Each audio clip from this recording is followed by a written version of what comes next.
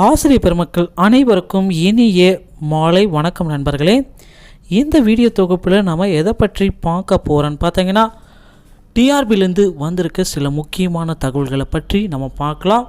சென்னையில் சிஓ உடைய மீட்டிங்ஸ் எல்லாமே ஸ்டார்ட் பண்ணியிருக்காங்க. அதை பற்றியும் பிஜிடிஆர்பியுடைய ரிசல்ட்ஸ், மேலும் ரெஸ்பான்ஸ் ஷீட் ஏன் இன்னும் வெளியிடப்படலை, அதை பற்றியும் இந்த வீடியோ தொகுப்பில் முழுமையாக நம்ம பார்க்கலாம்.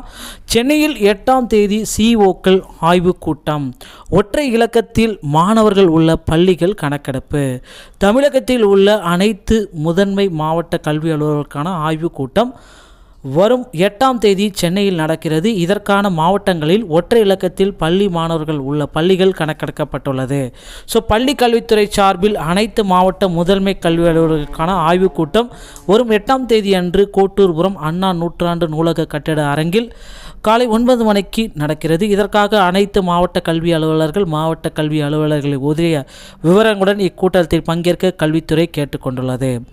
இக்கூட்டத்தில் காலை 11 மணி முதல் 12 மணி வரை தொடக்க கல்வி இயக்கம் குறித்த தகவல்களை கல்வி அதிகாரிகள் ஒப்படைக்கப்பட வேண்டும். அதில் அரசு நிதியுதவி பெறும் தொடக்க நடுநிலை பள்ளியில் பணியாளர் நிர்ணயம், இறுதி பிறப்பில் மானியம் விடுத்தல், நீதிமன்ற வழக்குகள், கற்றல் வெளிப்பாடுகள், இந்த மாதிரி அனைத்து டீட்டெயில் இருக்கிறது. கல்வி அலுவலர்கள் குறித்த விவரங்கள், வட்டார கல்வி அலுவலகங்களில் மாற்றுப் பணிகள், மாணவர் எண்ணிக்கை 0 உள்ள பள்ளி விவரங்கள், மாணவர் எண்ணிக்கை ஒற்றை இலக்கத்தில் உள்ள பள்ளிகள் விவரங்கள் குறித்த விவரங்களை சமர்ப்பிக்க வேண்டும். மேலும் வட்டார கல்வி அலுவலகத்தில் பணியாற்றும் பணியாளர்கள் காலி பணியிடங்கள் குறித்த விவரங்கள், மாணவர்களின் பாதுகாப்பிற்கு அச்சுறுத்தலாக உள்ள பள்ளி கட்டிடங்கள், இடிக்கப்பட்ட செயல்பாட்டில் உள்ள விவரங்கள், அனுமதியின்றி செயல்படும் நர்சரி பிரைமரி பள்ளிகள் குறித்த தகவல்களை ஒப்படைக்க வேண்டும் அப்படின்னு சொல்லியிருக்காங்க. பிற்பகலில் பள்ளி ஆணையரகம் சார்பில் மேல்நிலை பள்ளி சிறப்பு ஊக்கத்தொகை குறித்த அந்த விதையும் பேச்சுவார்த்தை நடத்ததாகவும் சொல்லியிருக்காங்க.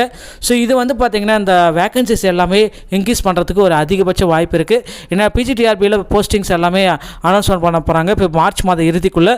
அதை மேற்கொண்டு பார்த்திங்கன்னா இவங்க தற்சமயம் இந்த மீட்டிங் பார்த்திங்கன்னா எவ்வளோ வேகன்சிஸு, எந்தெந்த இடத்துல காலி பணியிடங்கள் புதியதாக இருக்குன்றது அனைத்து டீட்டெயிலுமே நமக்கு தெரிய வருதுன்னு கூட சொல்லலாம்.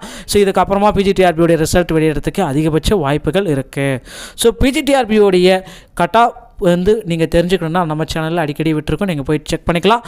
மேலும் பார்த்தீங்கன்னா டிஆர்பியிலேருந்து பிஜிடிஆர்பிக்கு உண்டான ரெஸ்பான்ஸ் ஷீட் ஏன் இன்னும் வெளியிடப்படவில்லை, இதுக்கு முறையான தகவல்கள் ஏன் இன்னும் நமக்கு கிடைக்கலன்னு பார்த்தீங்கன்னா, டிஆர்பி சைடுலேருந்து அவங்க அந்த ஹெல்ப்லைன் மூலிமா கான்டாக்ட் பண்ணதுக்கு ஹெல்ப்லைன்லேருந்து பதில் கொடுத்தது பார்த்தீங்கன்னா இன்னும் ஓரிரு நாட்களில் டிஆர்பி அந்த பிஜிடிஆர்பிக்கு உண்டான முதுகலை பட்டதாரி தேர்வுக்கு உண்டான ரெஸ்பான்ஸ் ஷீட்டை வெளியிட்டுருவோம் அப்படின்னு சொல்லியிருக்காங்க. நம்ம பொறுத்திருந்து நம்ம பார்க்கலாம். இன்று வெளியாகிறதுக்கு வாய்ப்புகள் இருக்குன்றது கூட நம்ம சொல்ல முடியாது, குறைவாக தான் இருக்குது. இன்று வெளியாகவில்லை என்றால் மண்டே மாலைக்குள்ளார உங்களுடைய நீங்கள் எழுதின ரெஸ்பான்ஸ் ஷீட்டு உடனடியாக மாலைக்குள்ளே கிடச்சிரும். அப்படி கிடைச்ச உடனே பார்த்திங்கன்னா நம்ம சேனலில் உடனடியாக டெலிகாஸ்ட் ஆகும். அப்போ மட்டும் இல்லை, எப்போ கிடைச்சாலும் சரி, இன்று இல்லை நாளை மாலைக்குள்ளே எப்போ கிடைச்சாலும் சரி, நம்ம சேனலில் உடனுக்குடன் டெலிகாஸ்ட் பண்ணப்படும். இந்த மாதிரி டிஆர்பி சம்பந்தமான செய்திகளை உடனுக்குடன் பெற நம்ம சேனலோடு இணைந்திருங்கள். வீடியோ பார்த்தமைக்கு நன்றி. அடுத்த வீடியோவில் சந்திக்கிறேன். தேங்க்யூ. நன்றி.